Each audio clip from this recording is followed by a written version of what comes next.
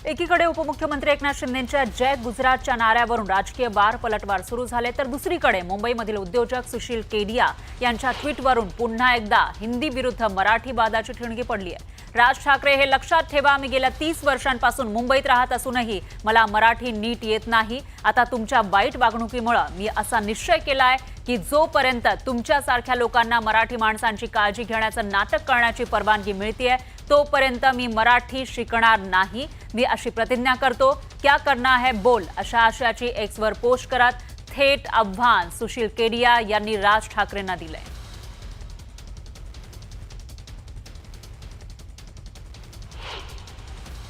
जर माझे मराठी बोलणे अस्खलित असेल तर मला मारहाण करावी लागेल का? मला मराठी बोलायला लाज वाटते।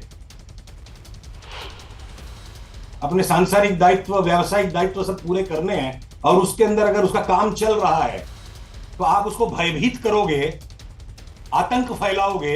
एक आतंकवादी में और राज ठाकरे की इस नीति में क्या फर्क है? ये सब डिवाइड एंड रूल की चीप पॉलिटिक्स है। महाराष्ट्र भारत का हिस्सा है और हम सब लोग पहले भारतीय हैं। महाराष्ट्रात राहून मी मराठी शिकणार नाही ही जी मस्ती वाढलेली आहे ती एकनाथ शिंदे, अमित शहा यांच्या राजकारणामुळे आज जे जय गुजरातचा नारा दिला त्याच्यामुळे ज्या केडियासारख्या लोकांना बळ मिळतं आणि मराठीच्या विरुद्ध अशी भूमिका घेता यावी म्हणूनच तर अमित शहाने शिवसेना तोडली आणि फोडली। असे फालतू केडिया फेडिया टेडिया येतील ते बोलून इथलं वातावरण खराब करण्याचा प्रयत्न करतील। निवडणुकीच्या आधी महाराष्ट्रातलं वातावरण खराब करून भाषावार, प्रांतवार, जातीवार, धर्मावर इथे विद्वेष वाढावा, इथे भेगा पडाव्यात एकीला, हा प्रयत्न सरकारच प्रयत्न करते। आणि मग केडिया टेडिया मोड्या टाड्या हे असली लोक मदत करतात।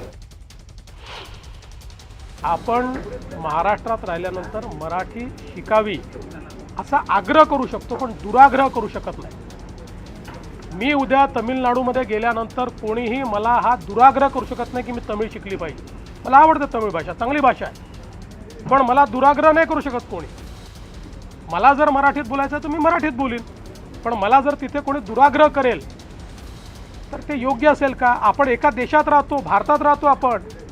हे काही आपले बाजूचे भाषा आणि बाजूचे देश पाकिस्तान नाही आहे, बाजूचे राज्य हे पाकिस्तान नाही आहेत। एवढी संकोचित मनोवृत्ती मराठी माणूस ठेवू शकत नाही।